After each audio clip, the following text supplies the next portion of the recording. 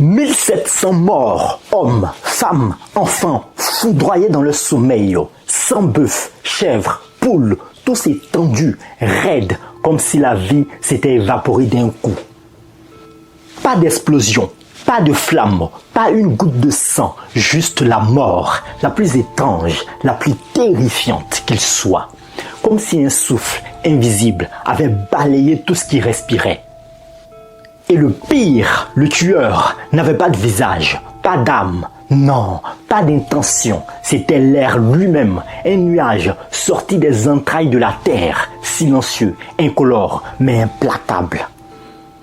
Voici l'histoire de la nuit où un lac a tué un peuple entier, le jour où respirer signifiait mourir.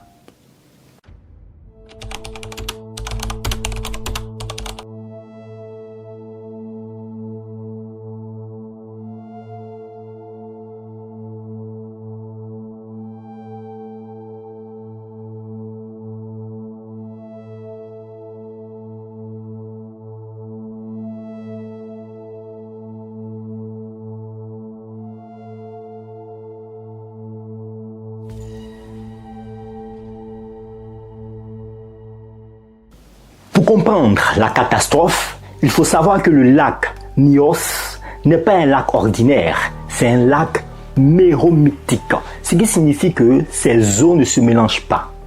Les eaux de surface, plus chaudes, ne se mélangent jamais avec les eaux froides et denses du fond.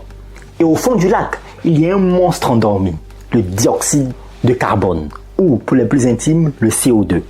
Le lac est un cratère volcanique. Depuis des milliers d'années, du CO2 s'échappe des roches et s'accumule au fond du lac, sous la pression de l'eau. Imaginez une bouteille de soda. Tant qu'elle est fermée, le gaz reste dissous. Mais si vous l'ouvrez brusquement, le gaz remonte et s'échappe. Le lac Nyos était un peu comme cela. Oui, un immense réservoir de gaz sous haute pression prêt à exploser. Les scientifiques soupçonnaient qu'un tel phénomène pouvait se produire après une catastrophe similaire, mais moins meurtrière au lac Monoun, situé non loin de là en 1984. Mais personne n'avait mesuré la vraie menace du lac Nyos.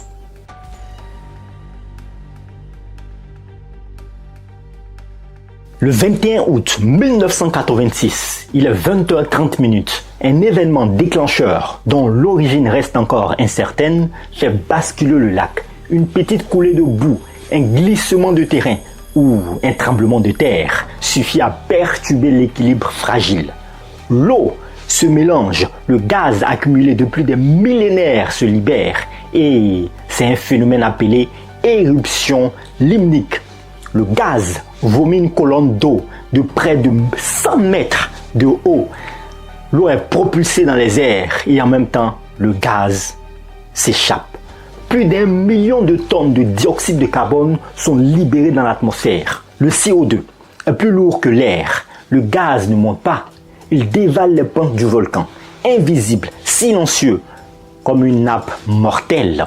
Il s'écoule dans les vallées avoisinantes, suivant le relief et balaie tout sur son passage. Les habitants de Nyos ne voient rien.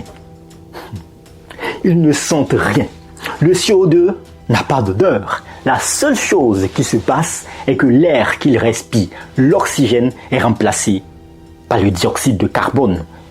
Ils s'évanouissent en quelques secondes, sans même un cri.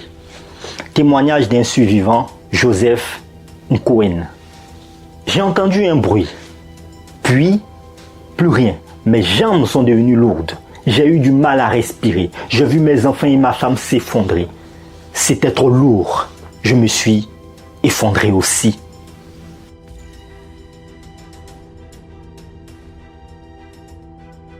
La nuit du 21 août 1986 est tombée sur le lac Nyos comme une chape de plomb.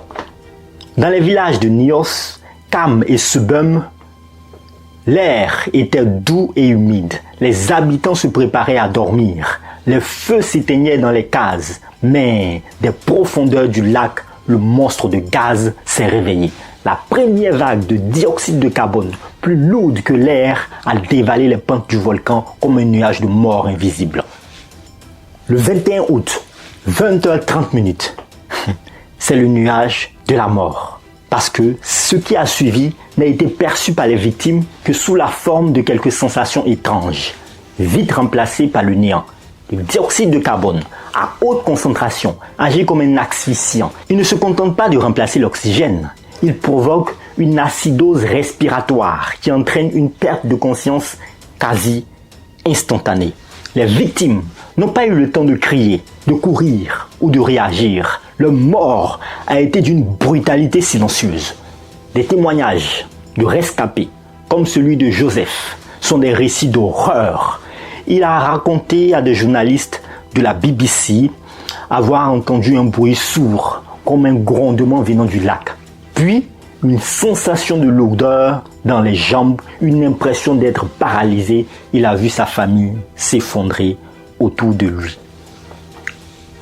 Un par un, comme des poupées de chiffon, il a perdu connaissance. Il s'est réveillé plusieurs heures plus tard, entouré de cadavres.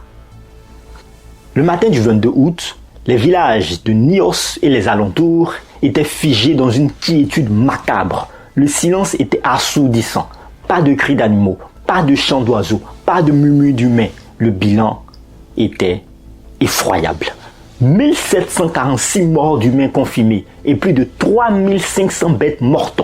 Les corps des victimes étaient intacts. Il n'y avait pas de blessures, pas de traces de violence, non. Les visages étaient souvent figés. Les corps dans les positions de leurs morts, des enfants serrés contre leur mère, des bergers avec leurs troupeaux, des familles entières dans leurs maisons. Le spectacle était si déroutant que les premières équipes de secours n'ont pas immédiatement compris la cause du drame. L'hypothèse d'une attaque chimique a même été envisagée. Un homme, Jean-Pierre Tchenou, un expert en volcanologie, a été l'un des premiers à arriver sur les lieux. Il a raconté avoir vu une scène digne d'un film d'horreur. Il disait ceci: il n'y avait aucune trace d'un volcan, pas de cendres, pas de larves, juste les cadavres des gens qui étaient morts sur place sans bouger. On avait l'impression d'être dans un tableau. C'était incroyable. Le chaos n'était pas seulement visuel, il était aussi invisible. Les premières équipes de secours, sans équipement de protection ni capteur de gaz, se sont aventurées dans la zone. Elles ont été confrontées à un danger qu'elles ne pouvaient pas voir. Le gaz, bien que moins concentré qu'au moment de l'explosion, restait présent dans certaines zones basses. Des secouristes ont commencé à ressentir des étourdissements, des nausées. C'était le gaz qui s'attaquait à leur corps. Le plus grand problème était la confusion qui régnait. Les autorités locales ont d'abord parlé d'une contamination de l'eau. Mais quand un premier scientifique a pu prélever un échantillon d'eau, il a découvert que le lac n'avait pas été contaminé chimiquement, mais qu'il contenait des niveaux anormalement élevés de dioxyde de carbone dissous. Les témoignages des survivants sont bouleversants. Certains, comme un jeune adolescent, se sont réveillés avec de fortes douleurs à la tête, des vomissements et une sensation de brûlure sur la peau. Certains ont vu la mort de la famille entière. Ils se sont retrouvés seuls dans les villages qui étaient devenus des cimetières à ciel ouvert. La peur était palpable. La mort était venue du ciel, de l'air qu'ils respiraient. Cette catastrophe a été un signal d'alarme pour le monde entier. Elle a mis en lumière un phénomène naturel terrifiant, mais aussi la vulnérabilité de l'homme face à un danger qu'il ne peut ni voir ni toucher. Le chaos qui a suivi l'éruption du lac Nyos n'a pas été celui d'une explosion, mais celui d'un silence qui a emporté toute vie sur son passage.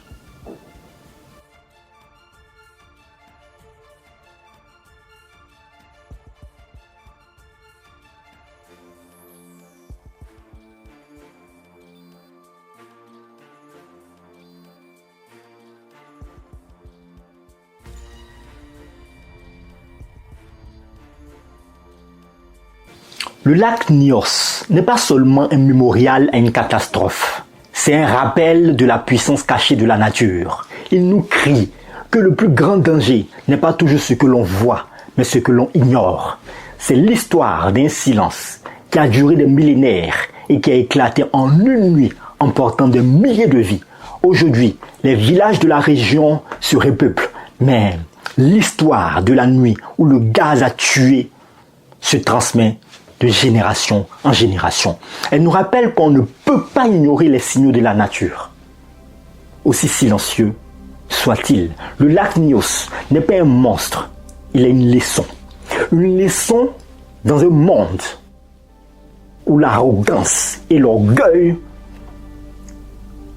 se prennent le dessus. Et cette leçon, ne l'oubliez jamais.